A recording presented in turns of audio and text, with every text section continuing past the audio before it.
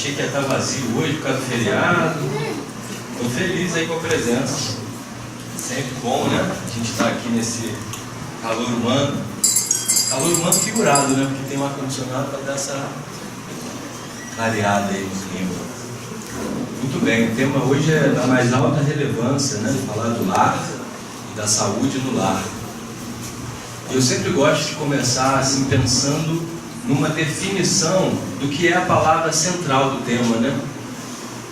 E aí cheguei a pensar naquela ideia do dicionário, mas eu acho mais verdadeiro a gente trazer o nosso significado pessoal em relação a essa palavra, porque faz uma alusão à nossa moradia, né? Lar, tem até o ditado popular, lar doce lar. Mas será que é só isso? Será que o lar representa apenas a moradia de seres que o habitam? O que vocês acham? Para quem não me conhece ainda, rola uma interatividade, que eu pergunto mesmo. Não sou só eu aqui falando. E eu tenho o mau costume de pedir assim, especificamente uma pessoa que me chame a atenção. Por exemplo, a senhora de óculos. Lar para a senhora, o que significa? Da frente, eu estava olhando para ela. Isso.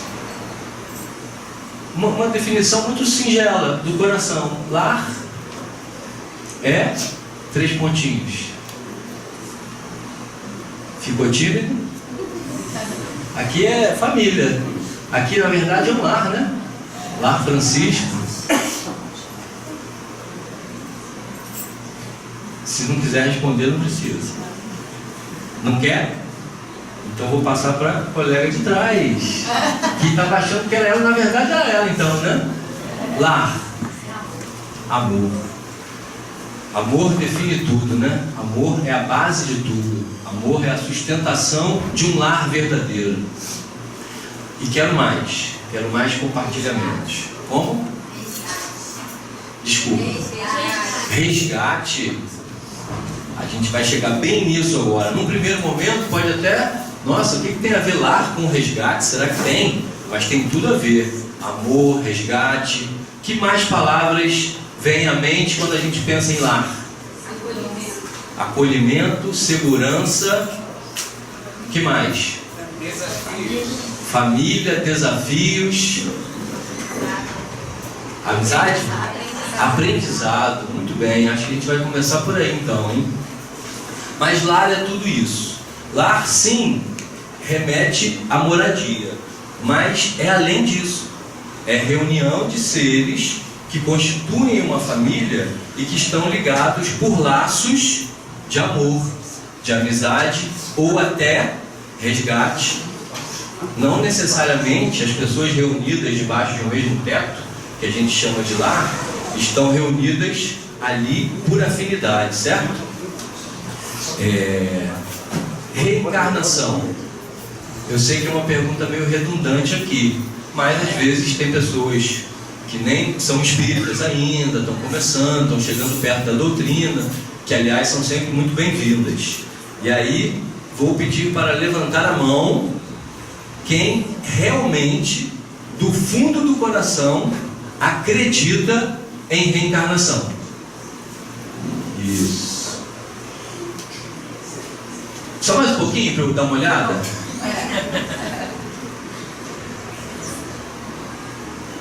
Opa, levantou. Tinha uma colega ali, eu falei, estava na ceia. E ela eu achei que não ia levantar porque estava enroladinha no manto, mas ela tirou o manto e levantou a mão. Então, pelo que eu vi assim, eu não vi lá fora o pessoal, né? Mas aqui uma unanimidade absoluta. Quase 100%, talvez 100%, não consegui olhar aí com toda a precisão. Agora, o que significa acreditar em reencarnação? Eu poderia ir até num ponto mais básico ainda. O que significa acreditar em algo?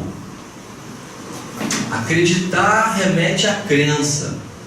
Crença é algo só religioso? Não. A gente tem crença de tudo quanto é tipo e espécie. Sobre qualquer assunto. Eu poderia perguntar: o que vocês acreditam sobre relacionamento a dois?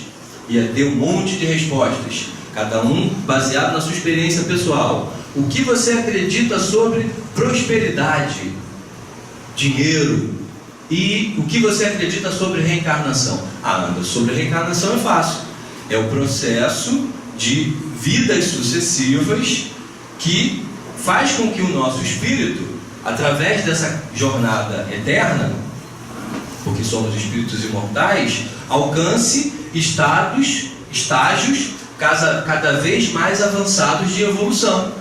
Não é uma definição assim simpática, dentro do que a gente conhece na doutrina espírita?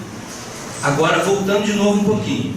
Acreditar em algo quer dizer que aquilo é a nossa verdade. Se é a nossa verdade, a gente olha para a vida à nossa volta através desse filtro. Vou dar um exemplo de crença que eu tenho. E todos os meus filhos sabem bem dessa crença, porque eu sempre falei tanto, que se eu disser o enunciado dela, todos eles completam. O pessoal deve estar pensando que eu tenho 10 filhos, né? Estão no plural assim, opa, estalou. Mas você está em forma, não tem nada a ver com isso não. É a cadeira que está no problema, né? Então tá. Eu inclusive brinquei com ele porque ele realmente está em forma, senão nem brincaria, seria uma delicadeza, né? Então tá. Aí eu falo assim lá em casa: tudo na vida é. Todos os meus 2 filhos, 3 enteados, para quem não sabe, completariam uma frase, porque já me conhecem muito, né? Tudo na vida é treinamento. Calma aí, é uma fala ampla, né? Tudo na vida. Em que sentido eu trago essa frase, essa crença? Porque se você não sabe algo ainda, se você não consegue fazer algo ainda, e se você quiser muito conseguir, você treina e aprende. Isso serve para a escola, para o trabalho, para o relacionamento, para a educação dos filhos. E olha como é importante a gente ter uma crença como essa, porque ela nos liberta dessa percepção limitante de que eu não consigo algo. Isso é tão comum na criança e no adolescente, né? Você sugere algo, você está numa conversa e fala sobre um desafio, seja ele familiar ou em outro âmbito. Aí a criança fala, o adolescente, mas eu não consigo. Neurologicamente, neurolinguisticamente, eu sei que é um termo meio complexo, mas ele é meio autoexplicativo, né? A nossa capacidade de raciocinar, ela passa muito pela linguagem, né? Então é neurolinguisticamente, quando eu digo eu não consigo, eu estou representando no meu cérebro, é como se fosse um emparedamento. Eu não me permito nem pensar em conseguir. Por quê? Porque eu disse e eu ratifiquei aquilo com eu não consigo. Então aquele velho adágio popular de que as palavras têm poder é verdadeiro.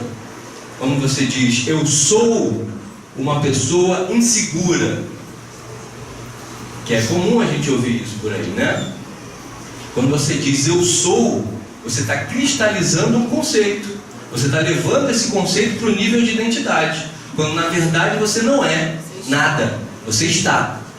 Que somos seres imortais num processo de evolução contínua, eu não sou nada. Mas quando que o eu sou poderia ser válido? Quando você estiver falando de atributos positivos, que aí você não quer mudar aquilo. Eu sou honesto, eu sou uma pessoa do bem, eu sou uma pessoa otimista. Agora, eu sou inseguro, eu sou tímido, eu sou ciumento, eu sou ansioso. Você, sem querer, está se colocando numa dificuldade de mudança. Isso trazendo esse conhecimento da linguagem que representa o nosso processo de pensar. Parece que eu estou saindo um pouco do tema, mas não estou. Vou voltar lá para o tudo na vida é treinamento. E é um conceito, e é uma crença. E eu acredito nisso profundamente. E se eu acredito nisso profundamente, eu operacionalizo isso na minha vida. Porque pode parecer estranho o que eu vou dizer agora, mas nem toda crença que eu tenho, eu transformo ela em algo prático na minha vida. Eu posso acreditar em algo, mas na hora do vamos ver, das experiências reais, aquela crença parece que some, parece que fica escondida ali numa gavetinha, aí eu não acesso. Então essa crença é uma crença meio frágil. Podemos dizer que não é uma crença que está completamente instalada no seu ser. Ela ainda não te representa no nível de identidade.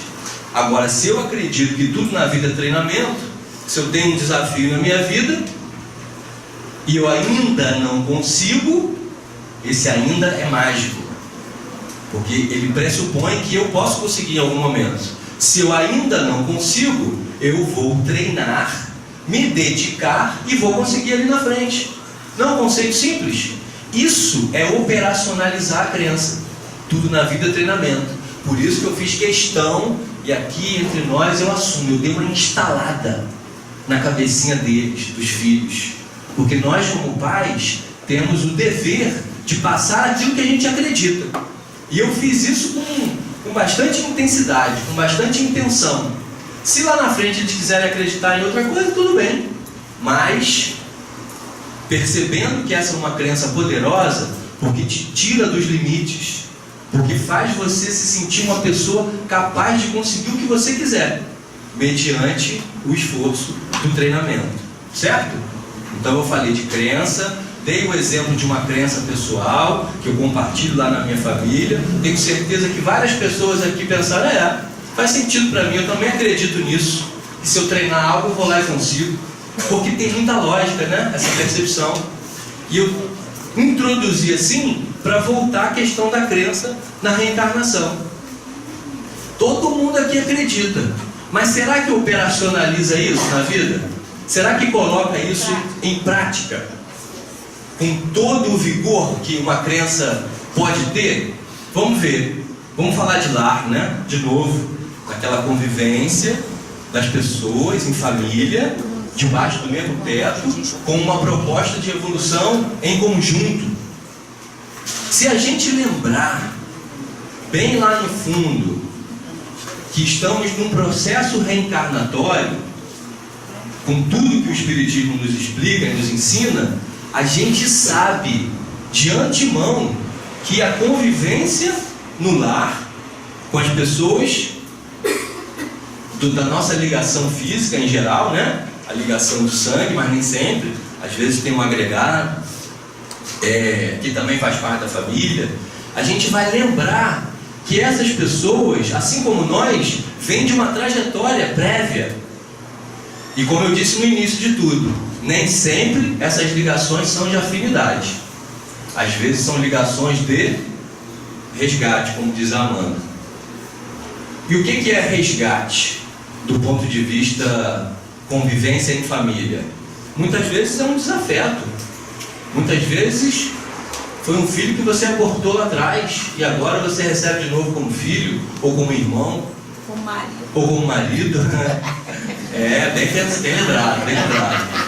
Tem muito marido aí resgate, muita esposa também. Eu estou para dizer que boa parte das nossas relações na convivência familiar tem resgate. Mesmo que junto com esse resgate já venha também uma afinidade. Porque é assim que acontece, né? Às vezes a gente tem uma pessoa muito próxima, você a ama, mas tem dificuldades com ela. E aí a gente nem está falando ainda de coisas do passado, porque é natural. O nosso ser está em evolução. O ser ali do nosso lado também está em evolução, que tem arestas para aparar. E é na convivência que a gente apara essas arestas, através do atrito. Eu gosto desse exemplo aqui, ó. A gente vai atritando e as arestas vão sendo aparadas. Muito bonito esse conceito, muito fácil de falar. Na prática é mais difícil. Mas a gente começa pela crença na reencarnação, que é esse preceito que o Espiritismo nos traz, tão libertador. E quando eu estiver encontrando dentro da minha casa, dentro do meu lar, esse atrito, se eu colocar a crença em prática na hora, eu não vou rejeitar essa pessoa, eu não vou querer que ela suma. Eu sei que acontece, às vezes a gente quer que a pessoa suma. As mães falam isso com muita frequência, não que querem que o filho suma, elas falam, eu quero sumir. Queria sumir, voltar daqui só um mês. Ou ela fala só que queria sumir de uma forma aberta. Os filhos até se assustam um pouco quando são crianças, mas depois você percebe que isso é um traço quase que característico da maternidade. O querer sumir em alguns momentos. Na verdade, a mãe está só reportando de uma maneira firme que ela está cansada, né? Que ela está arrastando um peso ali com dificuldade na criação dos filhos, na convivência com o marido e por aí vai. Mas que bom que elas não somem, né? Que bom que elas respiram bem fundo e continuam seguindo a sua jornada aí tão luminosa, que é sustentar o lar. Porque o papel da mulher nesse assunto, ele é crucial e decisivo. Não sei se eu vou por esse caminho agora. Acho que não. Vou voltar primeiro para os conceitos mais básicos, que é a aplicação prática desse pensamento maior que é a reencarnação. Porque quando eu lembro, eu não me sinto vítima da história.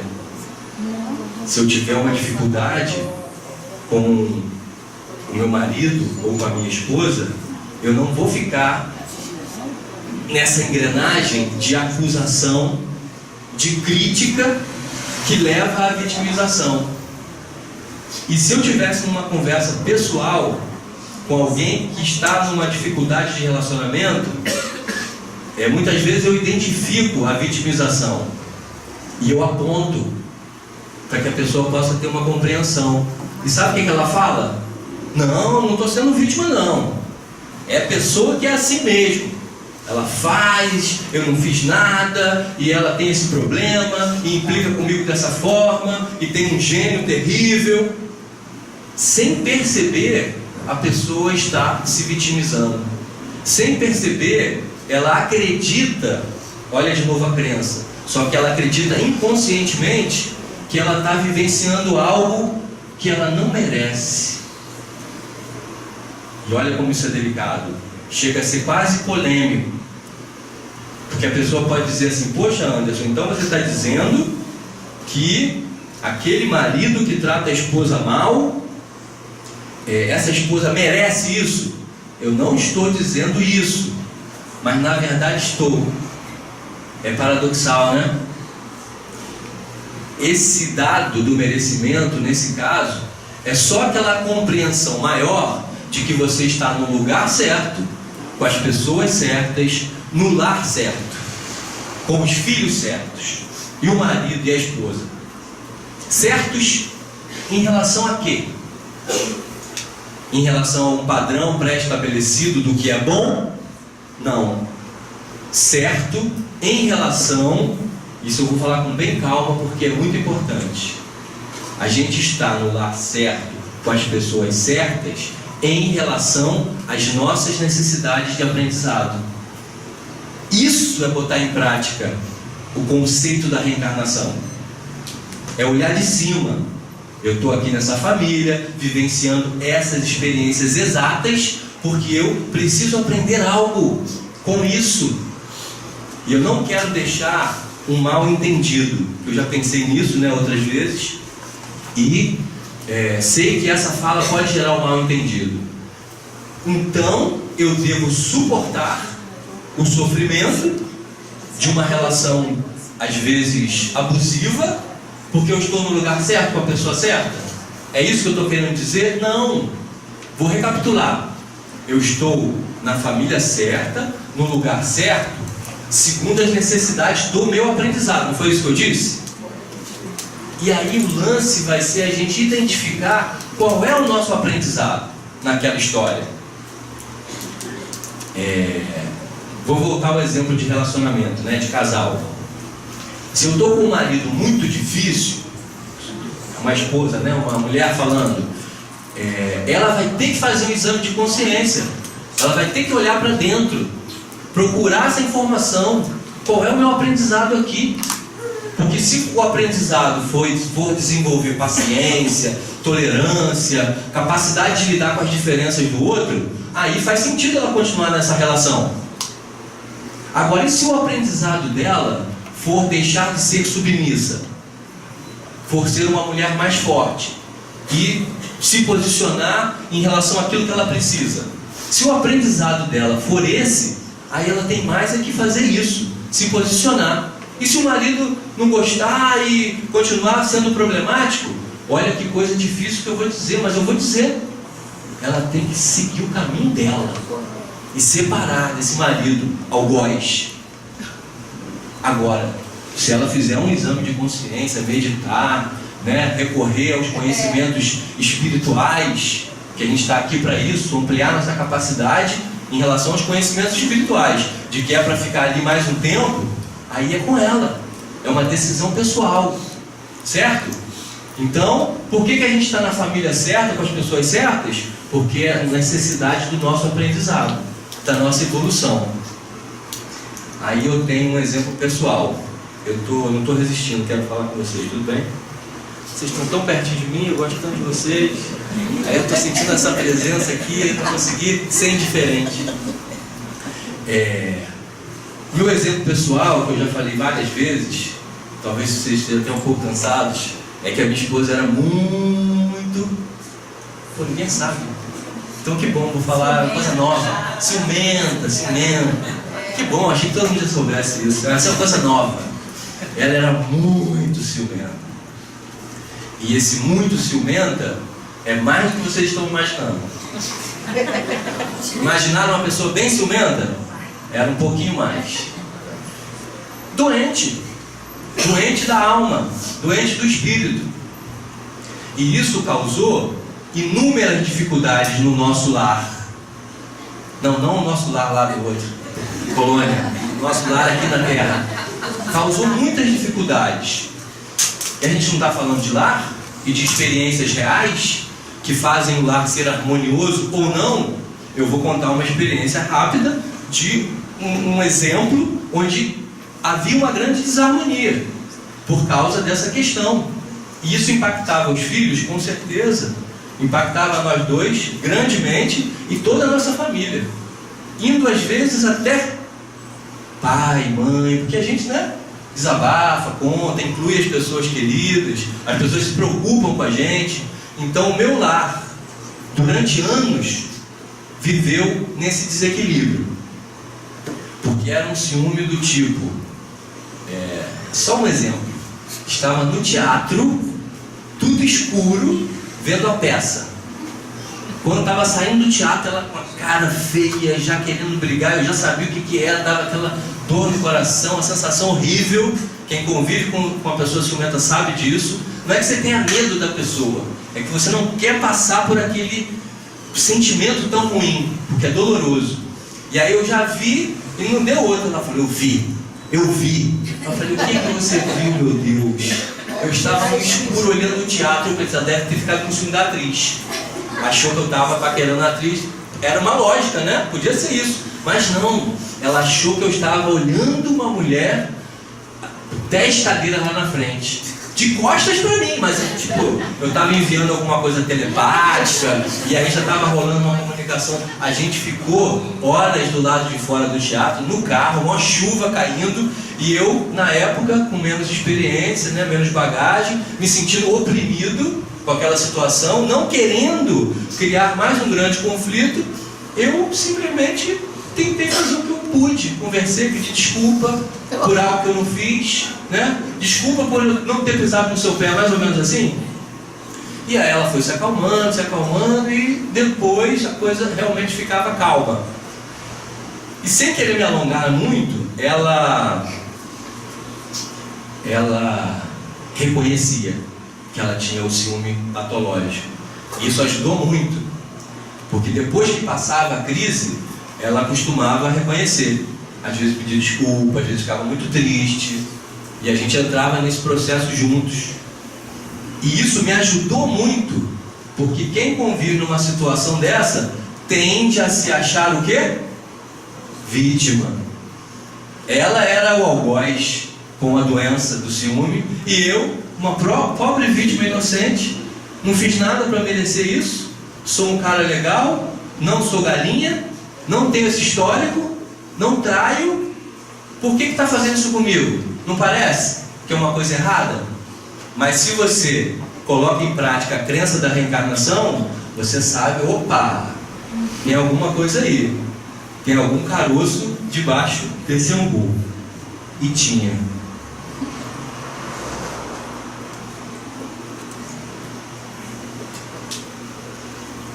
Uma coisa que eu realmente notei é que, independente dela confessar que ela tinha o ciúme, que ela achava realmente que era patológico, quando ela estava no ciúme, não. Aí ela achava que ela estava 100% na verdade dela. E que eu era realmente essa pessoa tortuosa que estava o tempo todo pronto para trair. Mas eu tive uma experiência espiritual, mediúnica, onde eu tive um acesso a vidas passadas.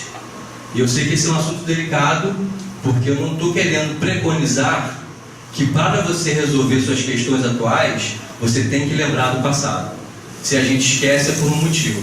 Se a gente tem noção da reencarnação, teoricamente a gente nem precisa lembrar. Você já consegue fazer um paralelo. Se essa pessoa tem esse nível de importância para mim, mãe dos filhos, e a gente está nessa vontade de fazer a coisa dar certo, é lógico que ela tem uma ligação comigo, muito provavelmente que vem de outra época. E que se essa dificuldade é porque alguma coisa aconteceu lá atrás. Mas eu tive esta felicidade, essa facilidade de lembrar da outra reencarnação. E agora, eu não sei, estou meio tímido, não sei se eu vou contar. Porque contar é assumir, né? Contar é confessar, né? Já está todo mundo assim, ó, forestando. Vamos mudar de assunto um pouco. Vamos falar uma outra direção. Esse é o problema, né? Daquilo que a gente falou. Vai deixando, vai falando, se empolga, depois vê que entrou numa... Então, eu vou falar. Eu não era rei, não era príncipe, não era nada da realeza. Todo mundo pensa assim, lembrou da vida passada, eu era um sacerdote lá da Roma, não sei da onde, nada. Eu era, sabe o quê? Um quitandeiro. Nada contra, não estou te merecendo, não. Era um quitandeiro, um homem simples, com uma vida simples. Ela era uma moça jovem, de uma família, de uma certa aristocracia, mas não era rica. A família tinha nome, sabe? Mas não era abastada assim demais. E ela estava já prometida em casamento a um certo cidadão.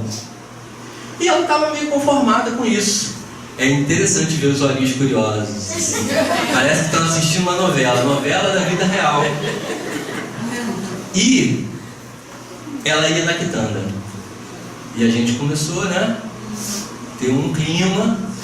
Desse clima virou um afeto e virou um romance, não de fato.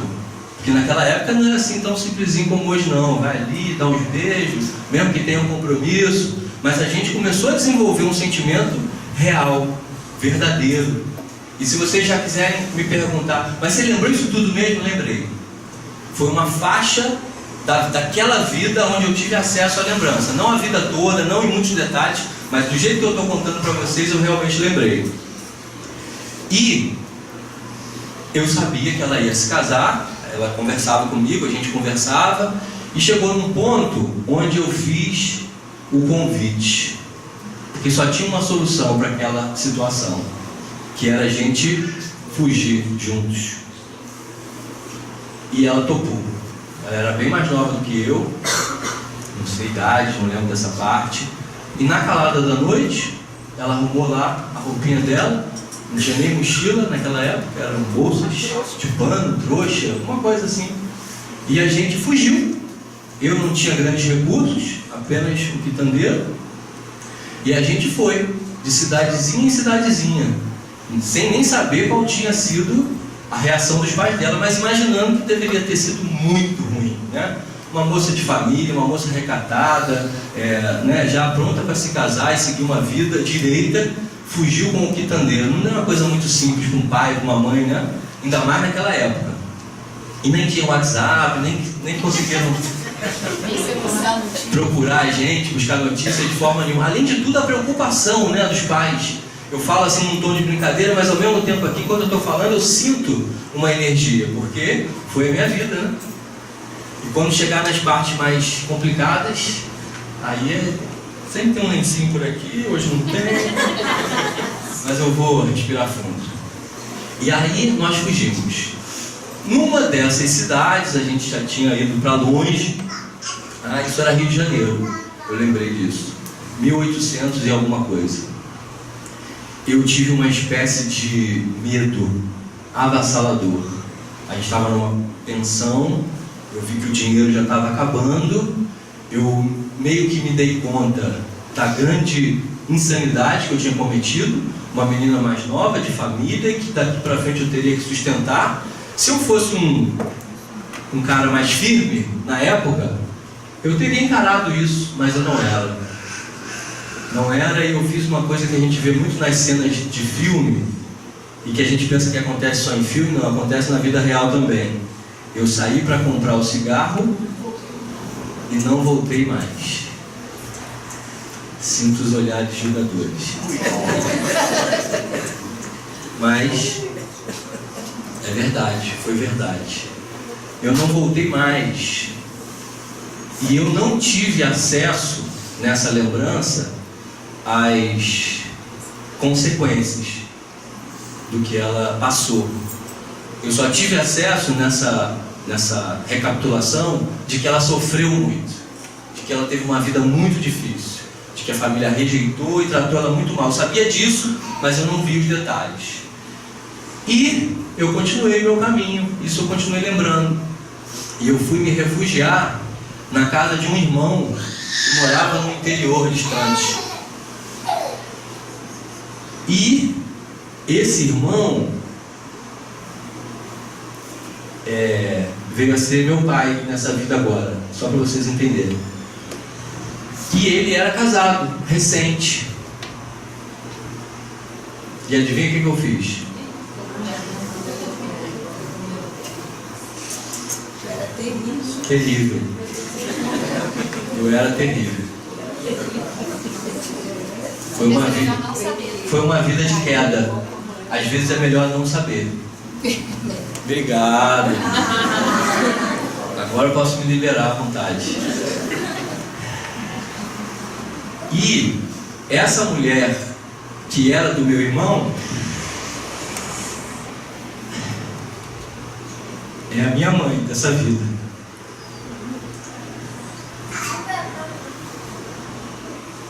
Então, eu larguei aquela que nessa vida é minha esposa, abandonei ao relento e procurei refúgio na casa do meu irmão e traí o meu irmão, ficando com a mulher dele. Não sei mais o que aconteceu comigo nessa vida.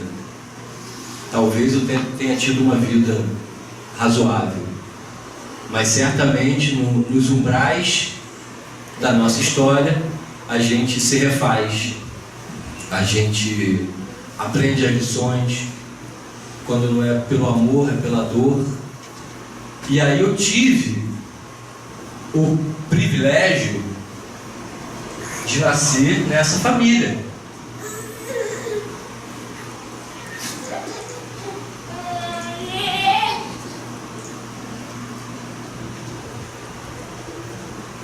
E de ter sido acolhido pelo meu irmão, que veio a ser meu pai, mesmo eu tendo traído ele. E a minha mãe veio junto para fazer o quê? Fazer o quê, Amanda? Você falou? O resgate. Não é o resgate do soldado Ryan. É o resgate dessa criatura que vos fala, cheia de defeitos ainda, cheia de limitações, mas buscando. Agora eu estou um pouquinho mais acordado, agora eu estou um pouquinho mais esperto nessa vida. Graças a essa família que me acolheu nesse lar, junto com as minhas duas irmãs, e a gente seguiu nessa trajetória. E aí é óbvio que essa esposa ia ter ciúme, né? Já foi largada de uma forma tão covarde e cruel, isso estava ancorado no espírito dela. A gente já com filho, a gente já com família constituída, E eu acredito que a espiritualidade deu essa forcinha para facilitar a nossa cura. E também a cura do meu sistema familiar, pai, mãe, mas aí são outros assuntos e a história deles, aí eu não vou contar porque é a história deles. Mas eu tive a oportunidade de estar com os meus pais nos momentos que foram difíceis para eles, na relação deles, agora num outro papel, né?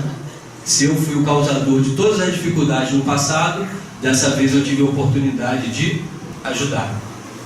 E com a minha esposa ficou muito mais fácil entender o processo que ela passava e auxiliá-la nesse processo. E graças a Deus ela alcançou a cura psicológica, a cura espiritual. E a gente está junto, firme e forte até hoje, 18 anos. Chegou na maioridade o relacionamento. 18 anos, né? E espero que seja eterno. Vou até mostrar minha tatuagem. Josiane, amor eterno. Tá vendo?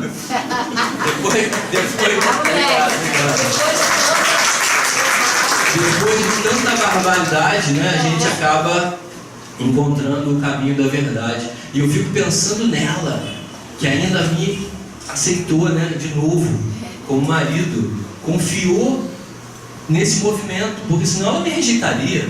Ela me conheceria na faculdade, que a gente se conheceu, e não gostaria de mim. Mas ela já estava preparada para a gente fazer esse reencontro.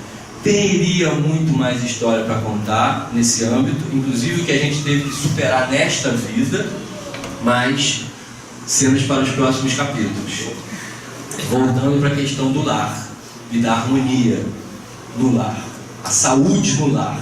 Depende de que a saúde do lar?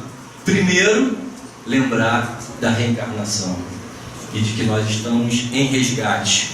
Alguns em situações mais complexas, outros em situações mais simples, mas certamente a maioria de nós passa por processos de adaptação e crescimento nesse caldeirão divino chamado família e lar. E os meus pais, meu pai e minha mãe, foram muito sábios nessa conduta, e eu tenho isso como uma referência muito grande. Eu estou acabando assim, que indo muito na minha experiência pessoal, mas é o que eu sinto que é para falar hoje, que é para falar uma coisa que eu vivencio, e não teorias de livros, como a gente pode harmonizar o lar e coisa e tal. Então meu pai, com toda a sua simplicidade, que não pôde nem estudar, tinha feito só o primário, e aí já na vida adulta completou o ensino médio. Minha mãe também vem de uma história bem parecida. Foram muito sábios na educação dos filhos, dentro da limitação deles. Meu pai apanhava demais da minha avó, com todo respeito e consideração à minha avó, lá no interior do Ceará, foi o melhor que ela pôde fazer, mas ele sofreu bastante, teve uma história sofrida. E apanhei do meu pai pouquíssimas vezes, quando eu realmente azucrinei o juízo dele, e ele fez o melhor que ele pôde, se conteve. Mas o que me marcou mais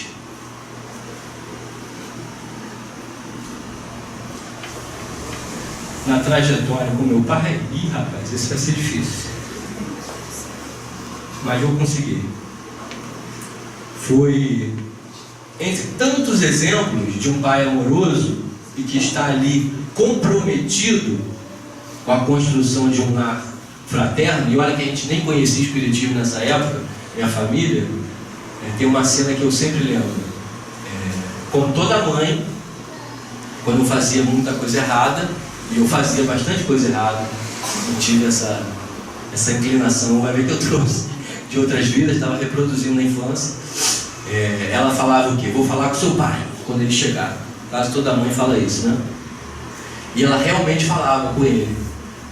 E ao invés de ele me bater, como muitos pais ainda fazem, por incrível que pareça, ele me chamava para a hora do banho dele, e enquanto ele estava tomando banho, ele ia conversando comigo do chuveiro, e eu sentadinho ali no trono. Nem estava fazendo nada, estava só sentado em um lugar para sentar, eu sentava ali. E ele falava, e ele trazia as coisas que minha mãe tinha reclamado, e ele me aconselhava, e eu às vezes até falava também para interagir, né? Ele dava essa abertura. E quando ele acabava de falar, eu sempre dizia: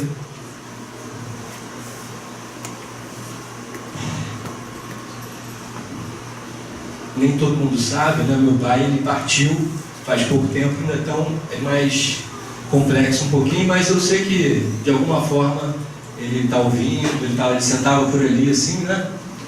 E vai fazer bem para ele também lembrar disso, porque é uma lembrança, talvez assim, que eu trago com mais carinho, uma das mais, porque formou a minha personalidade, formou essa pessoa que eu sou hoje.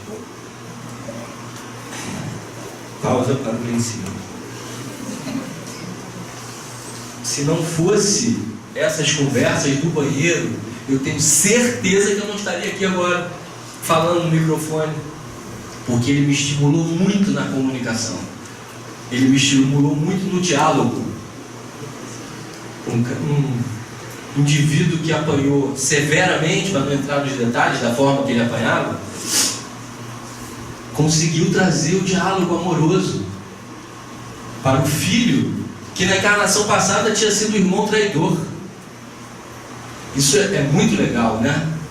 Isso é um sinal categórico da evolução do espírito.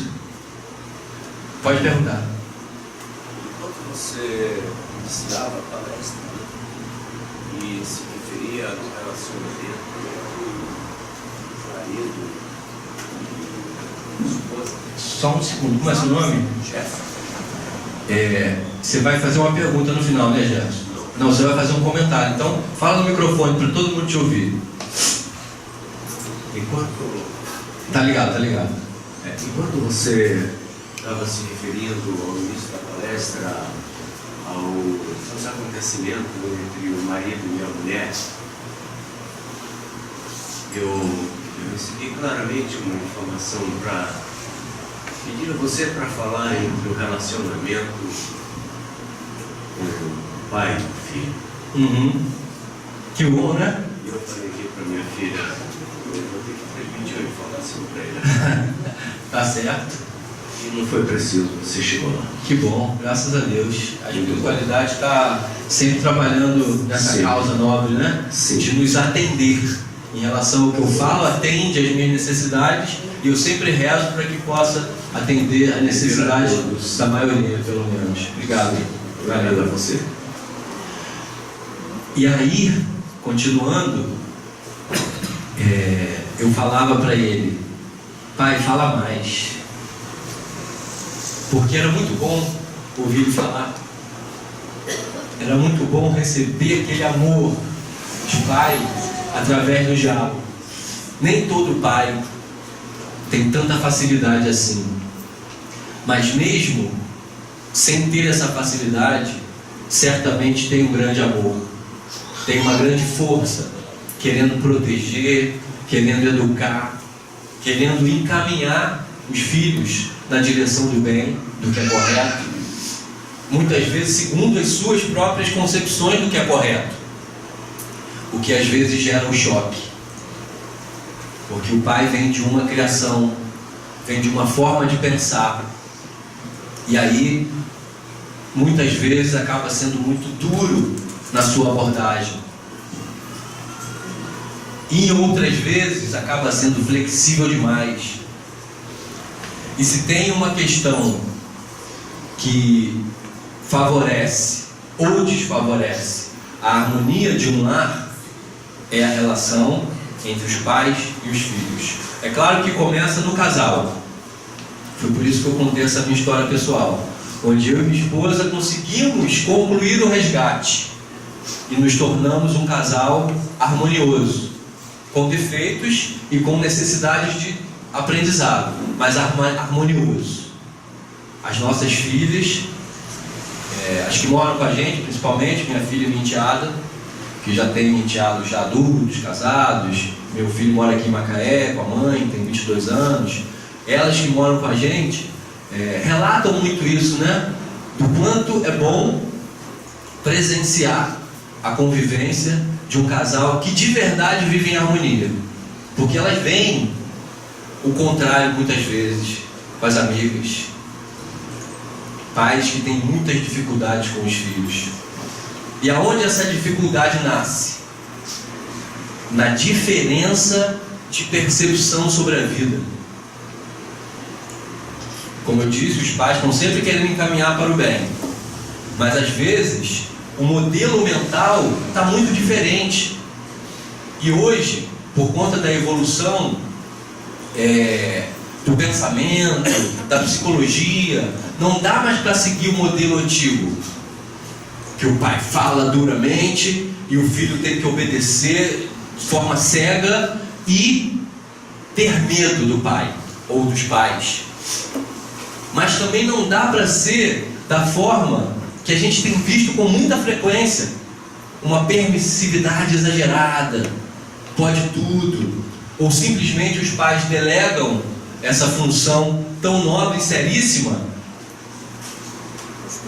aos professores, à televisão, ao computador. Eu sei que essa é uma fala muito repetida, mas esse é um assunto muito sério, que precisa ser levado muito em consideração.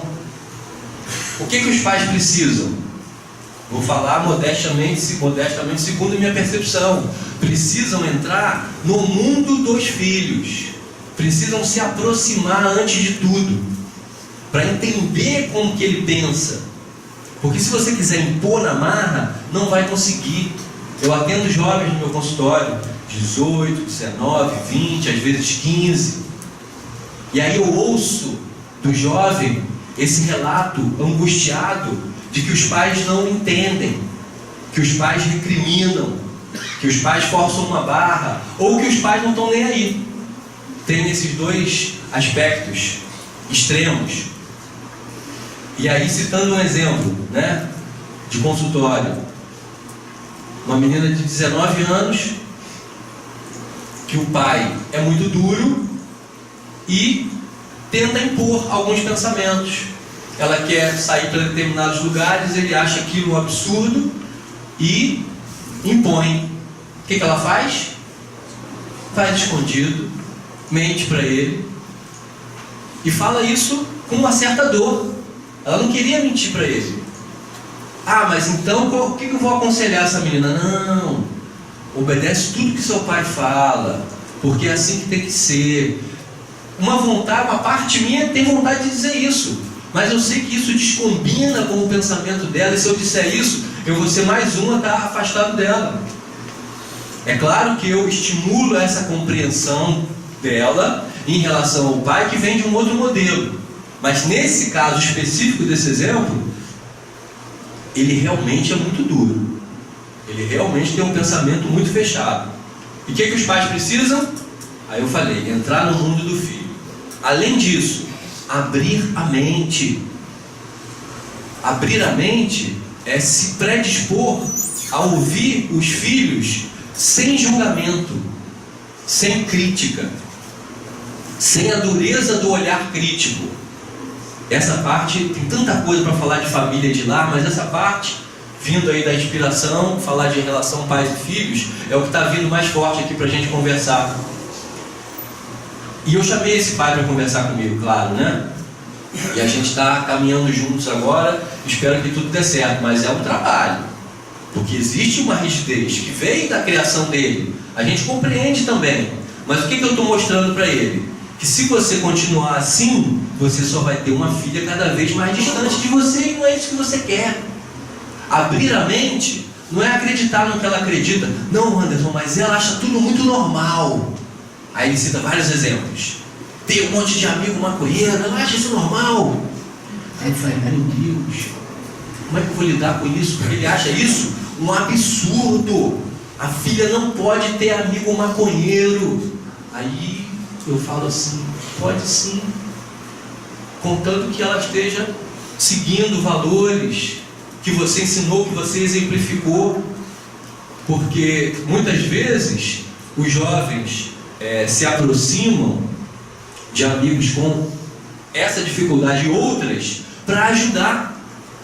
Não, quero que meu filho esteja aqui só na luz, só no bem, só com os amigos que não tem nenhum tipo de dificuldade. Não é assim que a doutrina espírita nos ensina. A melhor maneira de proteger os filhos é educá-los, passar os valores que você acredita e ser amigo deles. Amigo deles não é amiguinho do filho. Existe uma diferença. Existe uma hierarquia, sim. Isso precisa ficar claro.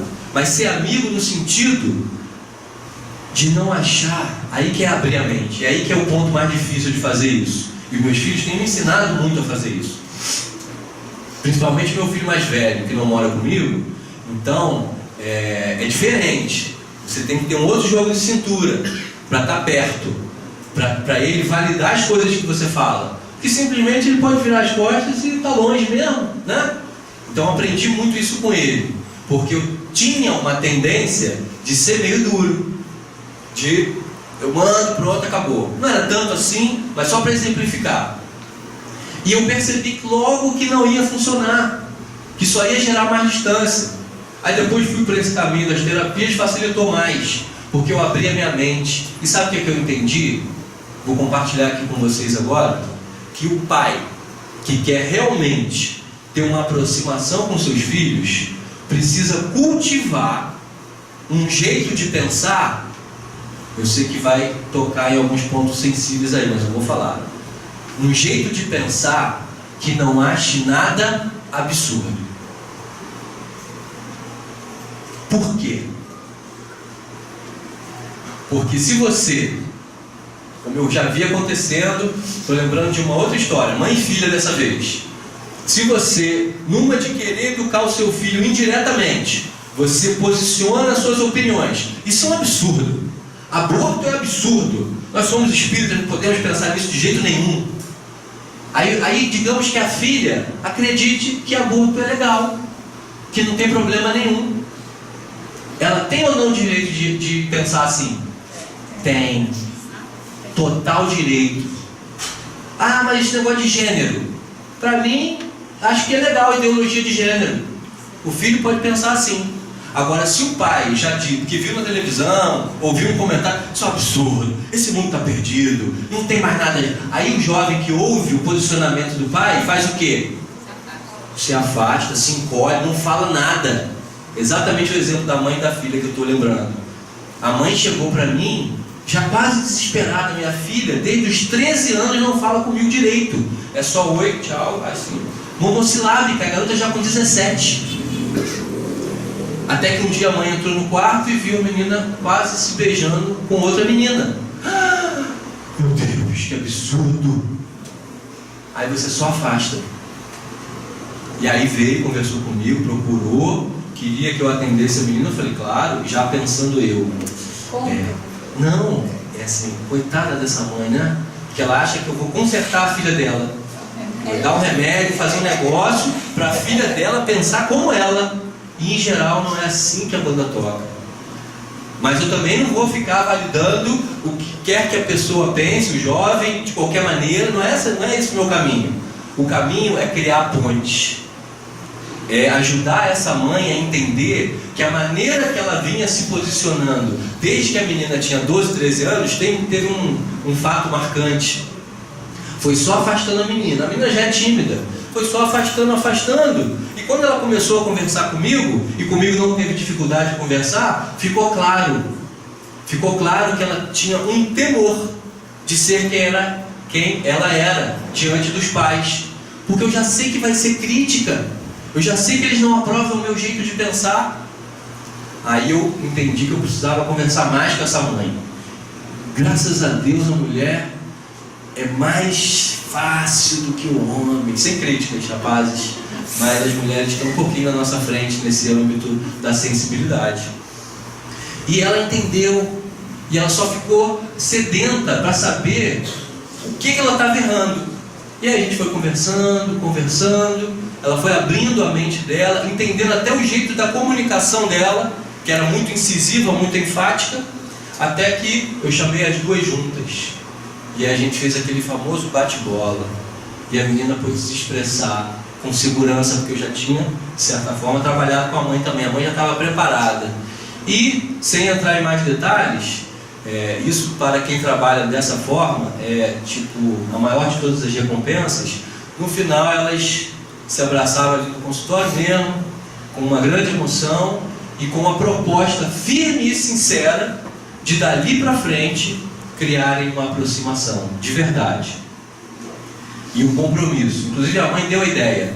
Então a gente vai inclusive ter uma vez na semana um encontro só nosso, eu e você, encontro mãe e filha, para que a gente possa estreitar esse laço que ficou afastado durante tantos anos. Então foi um caso, está sendo um caso muito bem sucedido, porque hoje a menina pode falar para a mãe: mãe, eu tenho vontade de ficar com meninas, eu não estou 100% decidida ainda, mas essa é a minha inclinação. E a mãe que não concorda, tem direito de não concordar, mãe? Tem todo o direito de concordar, mas tem direito de não respeitar? Olha, direito é uma palavra engraçada, porque direito ela até tem. Vai ser bom para a relação?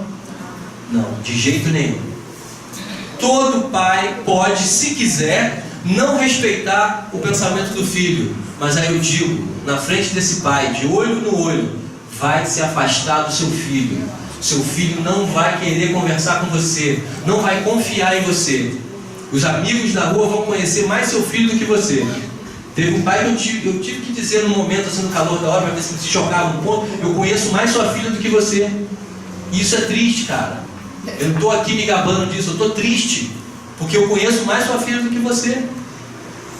Eu sei, eu te entendo, o medo do filho desviar, o medo do filho ir para o caminho errado, mas esse medo precisa ser razoavelmente controlado, para que você se abra para o diálogo e para a compreensão do mundo do filho. Porque senão é afastamento na certa. Recapitulando, minha dica para os pais: se comuniquem com os filhos de uma maneira que você não seja categoricamente crítico a algum assunto, mesmo que você não concorde nesse assunto. Às vezes a mãe é Bolsonaro, o filho é Lula. Aí você vai brigar com seu filho igual você vê as brigas da internet? Vai só afastar. Fala: então beleza, filho, você é Lula, vamos lá, quer conversar sobre isso? Vamos conversar. Respira fundo, porque às vezes é difícil, são assuntos que tocam na nossa sensibilidade. Aí o pai pensa assim, brincadeiras à parte, né?